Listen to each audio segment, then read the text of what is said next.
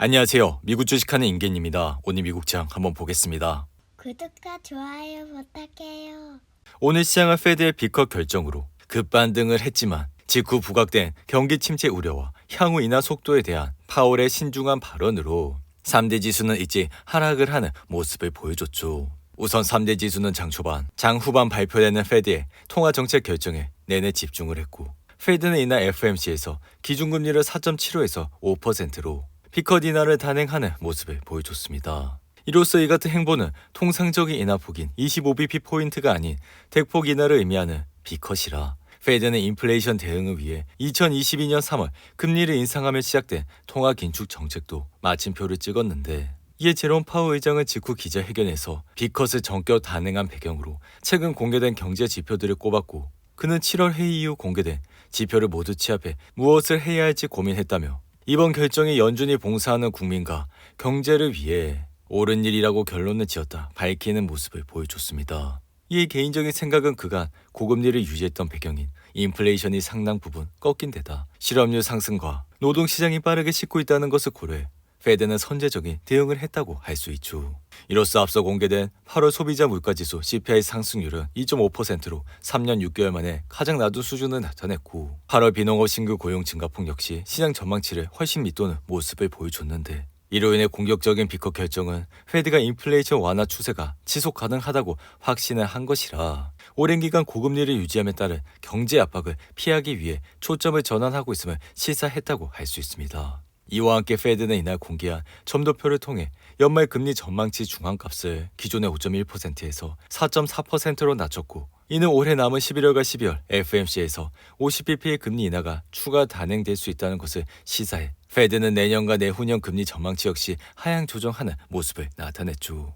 이로 인해 페드의 전격적인 B컷 결정 이후 시장은 급상승했지만 파월의 기자회견이 시작되면서 변동성이 커져 결국 하락으로 마감을 했는데 이에 개인적인 생각은 이번 B컷 결정이 경기 침체 우려를 의식한 것이 아니냐는 우려가 부각되며 악재로 작용이 됐다 생각이 들며 파월은 기자회견에서 현 시점에서 경기 침체 가능성이 높아졌음을 시사하는 증거가 보이지 않는다고 밝혔음에도 이미 가라앉은 시장에는 별다른 도움이 되지 못했다 할 수 있습니다. 이에 따라 시장은 처음에는 금리 인하를 환영했지만 페드가 잠재적인 경기 둔화에 앞서 대응하려는 것이 아니냐는 우려가 제기돼 심한 변동성 속에 결국 시장은 하락 마감했고 비록 B컷에 대한 시장의 즉각적인 반응은 긍정적이었지만 B컷에 대한 공격적 움직임을 보고 무엇인가의 이슈가 촉발할 수 있는지에 대한 의문이 나와 여기에 FOMC를 앞두고 선반영된 차익 실험 매물도 이날 장 후반에 쏟아지면서 결국 3대 지수는 이제 하락으로 마감을 하는 모습을 보여줬습니다. 이에 인공지능 대장 엔비디아 역시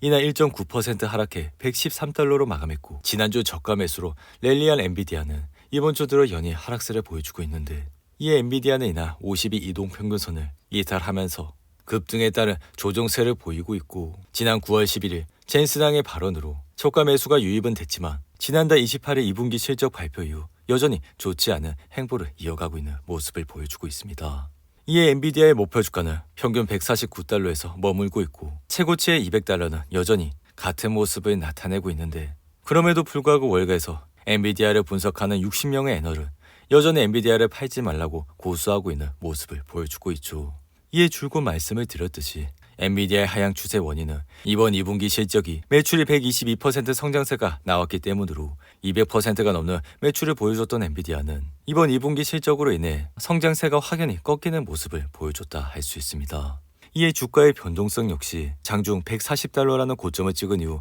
극심한 변동성을 보여 이 같은 추세는 이전에 폭발적인 상승세에 비해 확연히 달라진 모습을 나타내고 있죠. 한편 브로드컴의 주가는 맞춤형 AI 칩에 대한 수요 증가로 여전히 상승 여력이 많다는 분석에도 이날 주가는 0.5% 가까이 하락해 161달러로 마감했고 중개업체인 월리언 블레어의 분석가들은 브로드컴이 올 들어 이미 46% 상승했음에도 알파벳과 메타 플랫폼과 같은 대형 기술 기업용 AI 칩의 지속적인 수요에 힘입어 추가 상승의 여지가 많다고 밝혔는데 이로 인해 이달 초 수익 관련 컨퍼런스 콜에서 브로드컴 경영진은 10월에 끝나는 2024년 회계연도에 AI 수익을 기존 110달러에서 증가 120억 달러로 예상한다고 밝히는 모습을 보여줬습니다. 여기에 더해 내년에 대한 구체적 수치 예측은 없었지만 지속적인 강력한 성장을 기대하고 있다 밝혔는데 이에 브로드컴의 주가는 최근 2분기 실적에서 시장 예상치를 하회하는 결과가 나와 주가는 단번에 10% 이상 급락해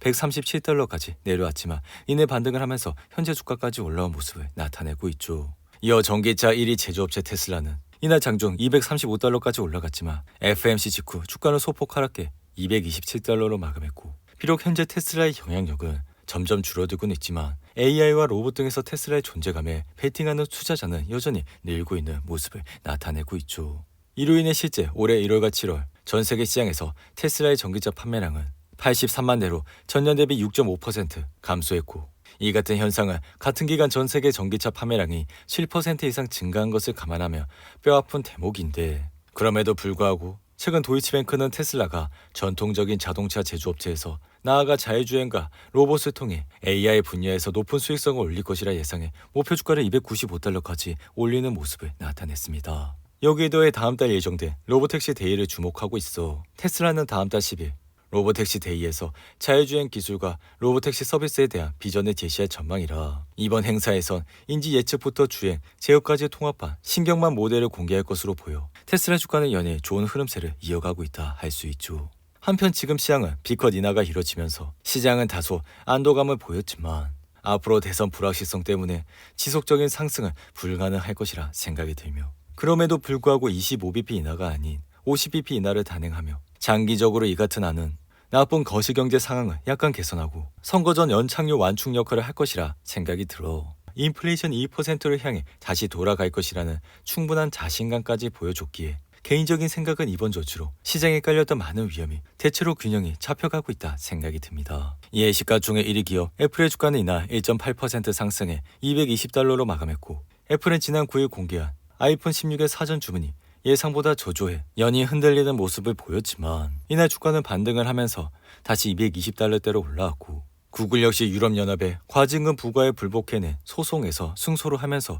이날 주가는 소폭 상승을 하는 모습을 나타냈죠. 이로 인해 구글은 5년 전 온라인 광고 사업 부문 관련해 부과됐던 2조 2천억 원의 유럽연합 판독점 벌금에 대한 법원 소송에서 승소했다 밝혔는데, 반면 최대 자산 운용사 블랙락은 인공지능 선두주자인 마이크로소프트와 함께 3천억 달러 이상의 펀드를 조성해 데이터 센터와 발전소와 같은 AI 인프라 시설에 투자한다 밝혔지만 이날 마이크로소프트의 주가는 1% 이상 하락하면서 430달러로 마감을 하는 모습을 나타냈습니다. 이로 인해 마이크로소프트는 지난 7월 5일 467달러를 찍은 이후 하락세를 보였고, 이후 2분기 실적이 시장 예상치를 하회하며 큰 폭으로 떨어졌지만 이러한 하락폭은 200일선을 지지하면서 다시 반등을 하고 있는 모습을 나타내고 있죠. 한편 가상화폐 대장 비트코인은 페드의 비컷 직후 소폭 올랐다가 다시 주춤하면서 6만 달러 선에서 흐름을 이어가고 있고, 우주 탐사회사 인투이티브 머신은 나사로부터 약 50억 달러 규모의 우주 네트워크 계약을 확보한 이후 이날 주가는 38% 이상 상승을 하는 모습을 나타냈는데,